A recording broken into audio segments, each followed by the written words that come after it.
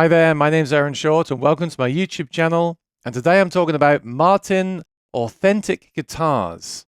Are they worth it?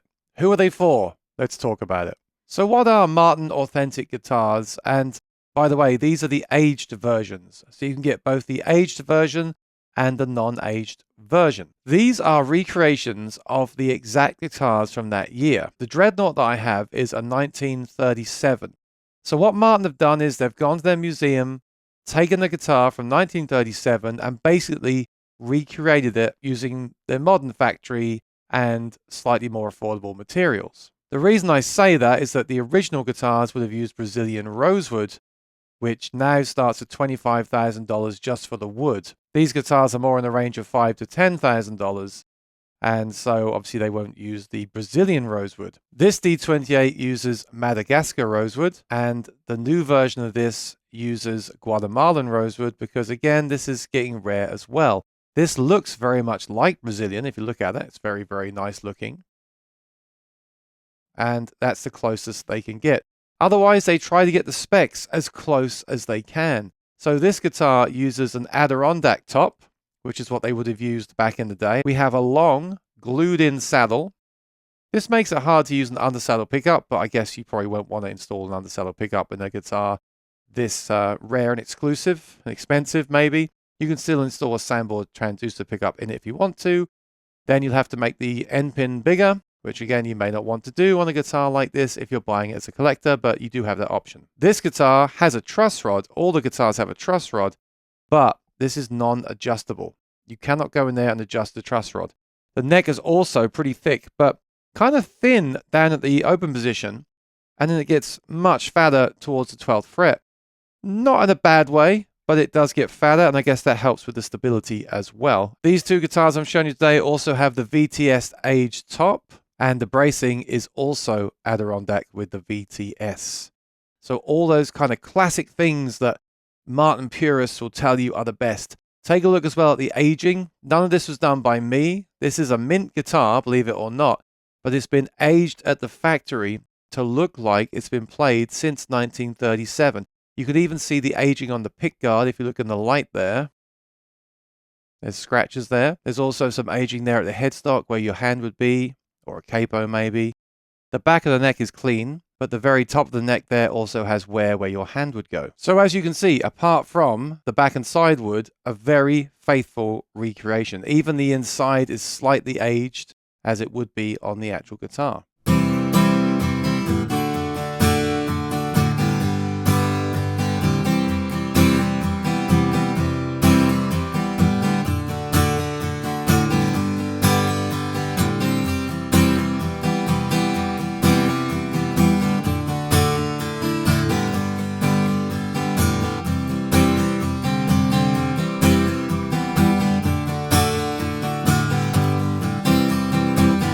Let's switch now to the other guitar, the Tripolo Authentic.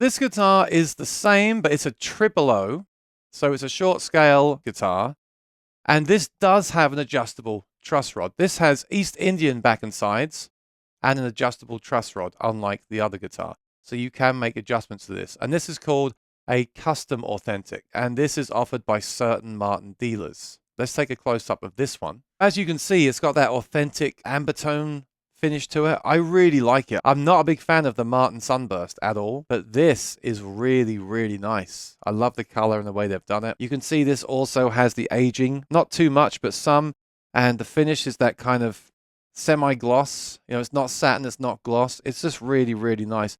This is one of the best looking guitars I've seen. If I put it in the light, you can see the finish checking. This guitar has a V-neck, which I really like. I'm not a fan of V-necks normally, but this one is super, super comfortable and doesn't get too fat up the neck. It really fits my hand nicely.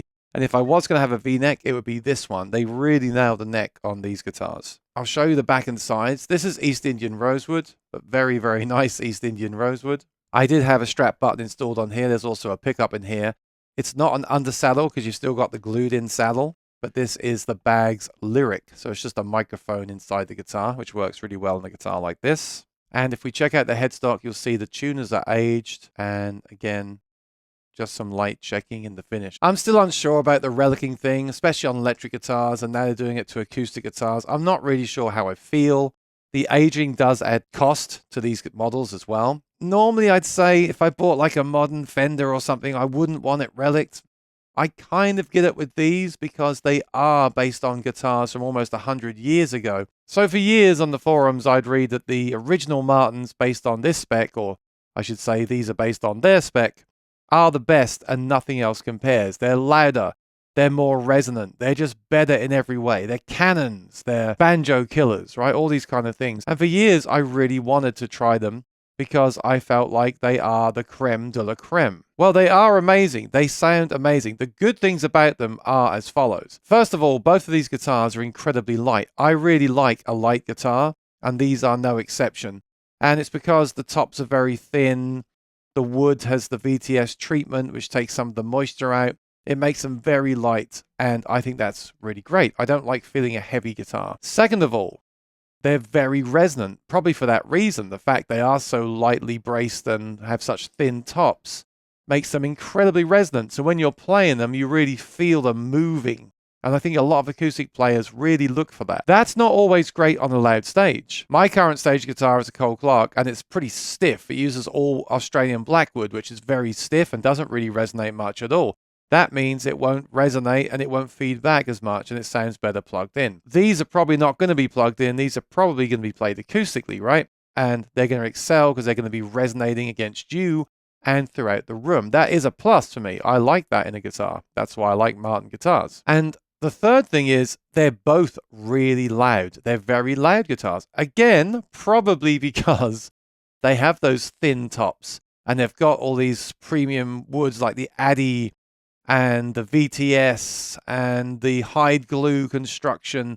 They've got all these things that really go in their favor, leaning towards the volume, I think. And that all makes sense. Like, mostly because of the thin top, though. It really resonates. It's really loud. So this is all great. These are all things I look for in a guitar. So you may say, why are these not your two go-to guitars then? Well, they are for certain things.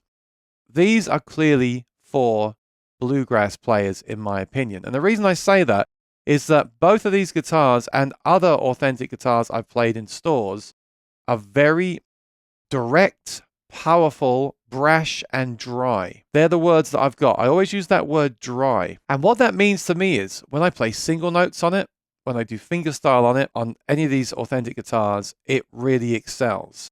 The only problem I have is that I'm mostly a strummer. I strum 90% of the time. I play a lot of country, pop, rock. It's too dry for that for me.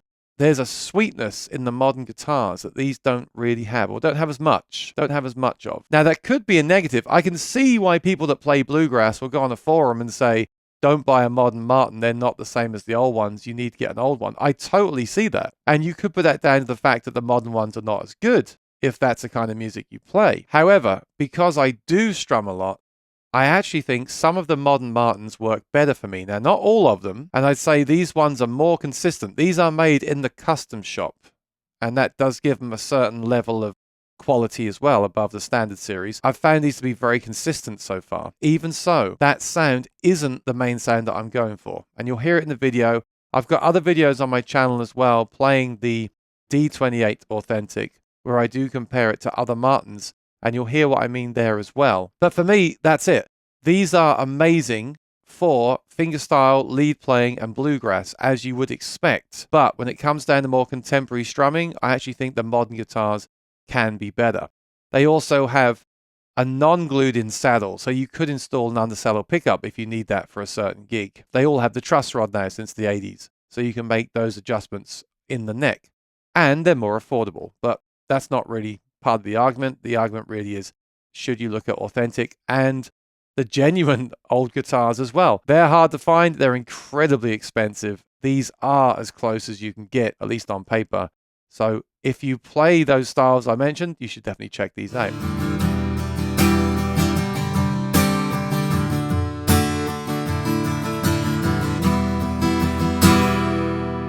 So to summarize, these are amazing guitars. Of course they are. They're custom shop Martins. They're very expensive. I mean, maybe not expensive for the amount of labor that goes into them.